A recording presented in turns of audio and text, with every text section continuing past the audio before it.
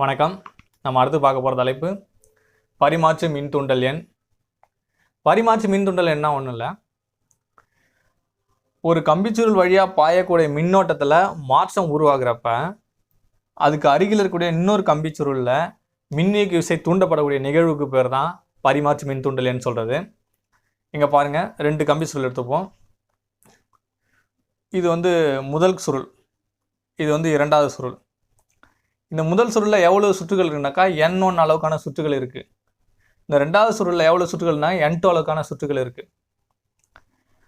இது வழியாக ஒரு I1 அளவுக்கான மின்னோட்டம் பாயிறப்ப இதை சுற்றி எந்த அளவுக்கு காந்த பாயம் இருக்கும் அப்படின்னு சொல்லி பார்க்குறப்ப, அதாவது இந்த இரண்டாவது சுருளில் எந்த அளவுக்கு காந்த பாயம் இருக்கும் அப்படின்னு சொல்லி பார்க்குறப்ப 5 to 1 அளவுக்கு இருக்கும். இந்த சுருளில் எவ்வளோ காந்த பாயம் இருக்குன்னு சொல்லி பார்த்தோம்னா 5 அளவுக்கு இருக்கும். இந்த கம்பி சுருளில் பாயோட மின்னோட்டத்தில் மாற்றம் உருவாகிறப்ப இந்த ரெண்டாவது சுருளில் எவ்வளோ மின்னியக்கு விசை தூண்டப்படும்னா ε2 அளவுக்கு மின்னியக்கு விசை தூண்டப்படும். இதில் I1 அளவுக்கான மின்னோட்டம் பாயிறப்ப இந்த முதன்மை சுருளுக்கும் ரெண்டாவது சுருளுக்கும் இடையில இருக்கக்கூடிய பரிமாற்று மின் தூண்டல் எண்ணோட மதிப்பு M1 M21 சொல்கிறது. ஒருவேளை இதை திரும்பி அப்படியே எதிர்மறையாக பண்ணுறோம், அதாவது ஒன்றும் இல்லை, இங்கே எந்த மின்னோட்டமும் பாயல, இதில் ஒரு I2 அளவுக்கான மின்னோட்டம் பாயிறப்ப இந்த 2 கம்பி சுருளுக்கு இடையில கூடிய பரிமாற்று மின் தூண்டல் எண் எவ்வளோ சொல்லி பார்த்தோன்னா M12. இதில் பாயோட அந்த I2 அளவுக்கான மின்னோட்டத்தால் உருவாகக்கூடிய காந்த பாயம் இங்கே எவ்வளோ சொல்லி பார்த்தோன்னா 512 அளவுக்கு இருக்குன்னு சொல்லி நம்ம எடுத்துக்கிறோம். சரி, பரிமாற்று மின் தூண்டல் என்ன நமக்கு தெரிஞ்சிட்டோம்.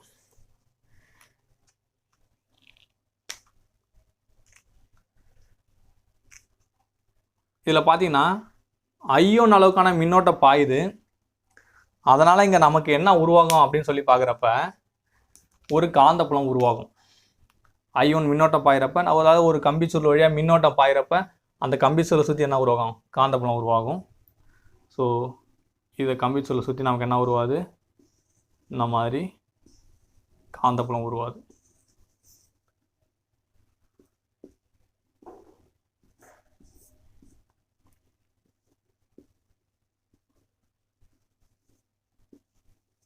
இந்த அளவுக்கு காந்தப்புலம் உருவாகுது. இப்போ பாருங்கள், இந்த கம்பிச்சுருளும் காந்தப்புலத்துக்குள்ளே தான் இருக்குது, இந்த கம்பிச்சுருளும் காந்தப்புலத்துக்குள்ளே தான் இருக்குது. ஆனால் இங்கே இருக்கக்கூடிய காந்த புலக்கூடக்கூடிய எண்ணிக்கைக்கும் இதுக்குள்ளே இருக்கக்கூடிய காந்த புலக்கூடக்கூடிய எண்ணிக்கைக்கும் வித்தியாசம் இருக்குது.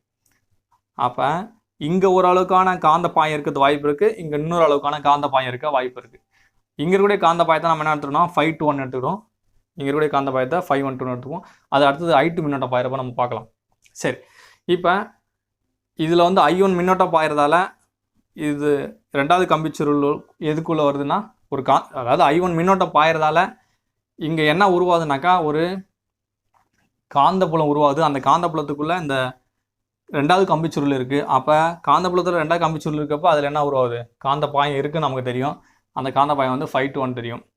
இப்போ ஒவ்வொரு சுற்றுலையும் எவ்வளோன்னா 5 to 1 இருக்குது. அப்போ மொத்தமாக இந்த ரெண்டாவது சுருள் முழுக்க எவ்வளோ காந்த பாயம் இருக்கலாம் அப்படின்னு சொல்லி பார்த்தோம்னா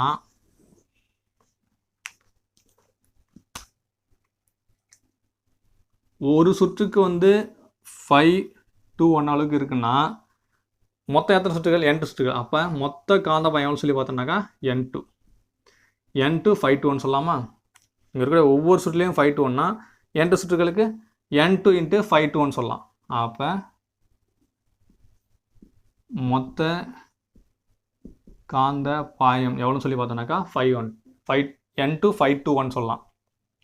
சரி, அடுத்து பாருங்கள், இந்த மொத்த காந்த பாயம் எதுக்கு நேர்விகிதத்தில் இருக்குது அப்படின்னு சொல்லி பார்த்தோன்னா பாயக்கூடிய மின்னோட்டத்துக்கு. N2 5 to 1 எதுக்கு நேர்விகிதத்தில் இருக்குனாக்கா I1ங்கிற மின்னோட்டத்துக்கு நேர்விகிதத்தில் இருக்குது. ஏன்னா இதில் I1 அளவுக்கான மின்னோட்டம் அதிகமாக இருந்துச்சுன்னா இங்கே இருக்கக்கூடிய காந்த பாயம் அதிகம். இங்கே I1ஓட மின்னோட்டம் குறைவாக இருந்துச்சுன்னா இங்கே உருவாகக்கூடிய காந்த பாயம் கம்மியாக இருக்கும். ஏன்னா பாயோட மின்னோட்டத்தை பொறுத்து தான் நமக்கு காந்தப்புலம் இருக்கும், காந்தப்புலத்தை பொறுத்து தான் காந்த பாயத்தோட மதிப்பு இருக்கும். சரி, இப்போ இந்த நேர்விகிதத்தை கேன்சல் பண்ணோன்னா எனக்கு என்ன ஆகும், N2 5 to 1 equal to M21 I1. அதாவது இந்த M21 அப்படிங்கிறது பரிமாற்று மின் தூண்டல் எண். இந்த M251 அப்படியே வச்சுப்போம், M21 அப்படியே வச்சுப்போம். இந்த I1 இந்த கொண்டு வந்துடும், நமக்கு என்ன ஆகும்? N2521 by I1 வந்துடும். புரியுங்களா? இந்த கேஸ் எப்படி வருதுன்னு. சரி, இங்கே இந்த I1ஓட மதிப்பு 1 ஆம்பியர்னு எடுத்துக்கிறேன். அதாவது இந்த முதல் சுருள் வழியாக 1 ஆம்பியர் அளவுக்கான மின்னோட்டம் பாயிறப்ப இங்கே என்ன கிடைக்குன்னு தான் சொல்லி பார்க்குறோம். இந்த I1ஓட மதிப்பு இங்கே போடுவோம். M21 = N2521 / 1. I1 பதிலாக 1 போடலாமா? 1 ஆம்பியர் தானே? ரைட். அப்போ நம்ம மீதி என்ன இருக்குது? M21 = N2521. இங்கே 1 ஆம்பியர் மின்னோட்டம் பாயிறப்ப இதில் இருக்கக்கூடிய மொத்த காந்த பாயம் வந்து எதுக்கு சமன்னு சொல்கிறாங்கனாக்கா, இந்த 2 கம்பி சுருளுக்கு இடையில இருக்கக்கூடிய பரிமாற்று மின் தூண்டல் எண்ணுக்கு வந்து சமன்னு சொல்கிறாங்க. சரி, இப்போ நான் என்ன பண்ணேன்னாக்கா, பாயக்கூடிய மின்னோட்டத்தை காலத்தை பொறுத்து மாற்றுறேன். எப்படி மாற்றுறேன்னா,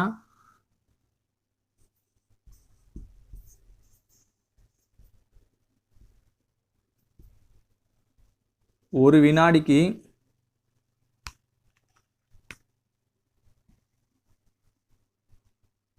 1 ஆம்பியர் அளவுக்கு மாற்றுறேன்.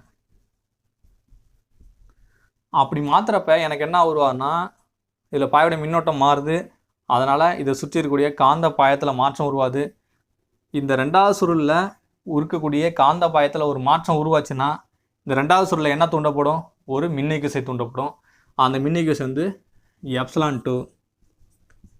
ஃபாரடே விதிப்படி தூண்டப்பட்ட மின்னியக்கு எதுக்கு சமம்? மைனஸ் சேஞ்சின், அதாவது மாறுபாடு காலத்தை பொறுத்து எதில்? மொத்த காந்த பாயத்தில். இங்கே இருக்கக்கூடிய மொத்த காந்த பாயம் எவ்வளோ? N251. இப்போ காலத்தை பொறுத்து மொத்த காந்த பாயத்தில் உருவாகக்கூடிய மாறுபாடு என்ன சொல்லி பார்த்தோன்னா அங்கே தூண்டப்பட்ட மின்னியக்கு சமம். இப்போ இந்த N251க்கு பதிலாக நம்ம என்ன போடலாம்னா M21 I1 போடலாமா? சரி, போடுங்க. ε2 - d/dt. இது பதில் என்ன போடணும்? இந்த மதிப்பு போடுறோம். M21 I1. இந்த M21 வெளில எடுத்துருவோம். Minus M21 dI1/dt ε2. இந்த M21 அந்த கொண்டு வந்துடுங்க.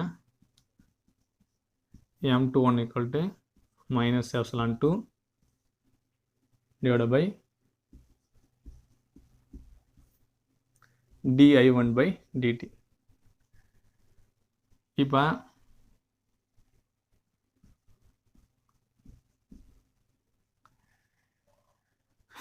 எவ்வளோ மாறுபாடு இருக்குது? dI1/dt மதிப்பு 1 ஆம்பியர். இதில் பிரதி விடுவோம். அப்போ நமக்கு என்ன கிடைக்கும்? M21 = -ε2.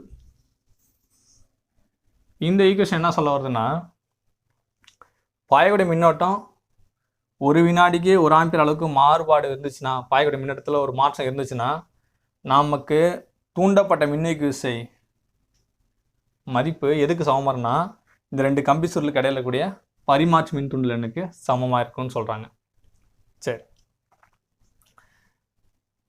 இது அப்படியே நம்ம ரிவர்ஸில் எடுப்போம். எப்படின்னா, இப்போ இங்கே I1 அளவுக்கு மின்னோட்டம் பாயலாம்.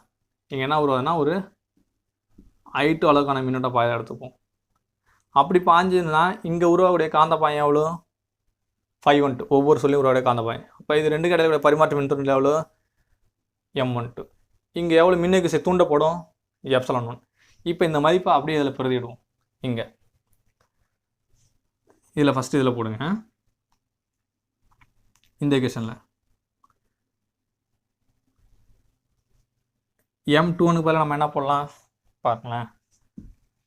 இங்கே என்ன புதுசாக இருக்குன்னு சொல்லி பார்த்தோன்னா தூண்டப்பட்ட மின்னிகுசை ε1 கிடைக்குது. காந்தப்பாயம் வந்து எவ்வளோ உருவாது ஒவ்வொரு சுற்றுலையும் 5 அளவுக்கு உருவாது. இங்கே எவ்வளோ பரிமாற்று மின் தூண்டல் இருக்குன்னா M1 அளவுக்கு இருக்குது. இந்த மதிப்பெல்லாம் இதில் இந்த கேஸில் போடும். இங்கே இப்போ M21 பதில் என்ன போடலாம் M12 போடலாமா? பாயக்கூடிய மின்னோட்டம் எவ்வளோனாக்கா I2 அளவுக்கான மின்னோட்டம் பாயுது. அப்போ M12 இங்கே எவ்வளோ சுற்றுகள் இருக்குது N1 சுற்றுகள். அப்போ N2 பதில் என்ன சொல்லலாம் N1 போடலாம். 521 பதிலாக 512 போடலாம். I1 பதிலாக I2 போடலாம். பாயோட I2 வந்து 1 அப்படின்னு எடுத்துட்டோம்னா நமக்கு என்ன ஆகும் M12 ஈக்குவல் டு N1 512 வந்துருக்கும். இந்த ஈக்குவேஷனில் போடுங்க. இந்த ஈக்குவேஷன் எடுத்துப்போம். அடுத்தது ஏன் எடுத்துக்கிறேன்னா இங்கே பாயக்கூடிய இந்த I2வில் வந்து காலத்தை பொறுத்து மாறுபாடு உருவாது. எவ்வளோனா 1 ஆம்பியர் பை செகண்ட், ஒரு செகண்ட் 1 ஆம்பியர் அளவுக்கு மாற்றம் உருவாத எடுத்துட்டோம்னா இந்த ஈக்குவேஷன் சப்ஸ்டிட் பண்ணோன்னா எவ்வளோ பரிமாற்று மின் தூண்டல் என்ன இருக்கலாம்னா M12 அளவுக்கு இருக்கலாம்.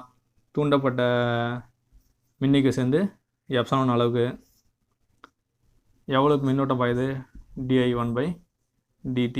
இங்கே உருவாடைய மாறுபாடு எவ்வளோன்னு சொல்லி பார்த்தோன்னா 1 ஆம்பியர், ஒரு செகண்ட் 1 ஆம்பியர் மாறிச்சுன்னா நமக்கு கிடைக்கக்கூடிய பரிமாற்று மின் தூண்டல் எவ்வளோ கிடைக்குன்னா இந்த இடத்துல 1ன்னு போட்டோம்னா நமக்கு என்ன ஆகிடும் M12 ஈக்குவல் டு -ε1 இப்படி கிடைக்குமா? ரைட். இப்போ இது இந்த ஈக்குவேஷனு அதேமாதிரி இந்த ஈக்குவேஷன் இதெல்லாம் பார்த்தோம்னா நமக்கு கிடைக்கக்கூடிய ஒரே விஷயம் என்னன்னாக்கா M12ம் M21 சமம். அதாவது ஏன் அப்படின்னாக்கா இதில் பாருங்கள் தூண்டப்பட்ட மின்னியக்கு விசை, இதுலேயும் தூண்டப்பட்ட மின்னியக்கு விசை, இதில் கூட மொத்த பாயம், இதில் கூட மொத்த பாயம், இது எல்லாமே எதுக்கு சமமாக இருக்குது பரிமாற்று மின் தூண்டல் எனக்கு சமமாக இருக்குது. ஸோ அப்போ இது எல்லாமே சமமாக இருக்கப்போ நமக்கு பரிமாற்று மின் தூண்டல் நமக்கு என்னவாக தான் இருக்க முடியும் சமமாக தான் இருக்க முடியும். அப்போ ரெண்டுக்கு இடையில கூடிய பரிமாற்று மின் தூண்டல் நமக்கு என்னது சமம் அப்படின்னு சொல்லி நம்ம நிரூபிக்கிறோம். ரைட். அடுத்து பார்க்குறப்ப இதுக்கான அலகு பார்ப்போம். பரிமாற்று மின் தூண்டலுக்கான அலகு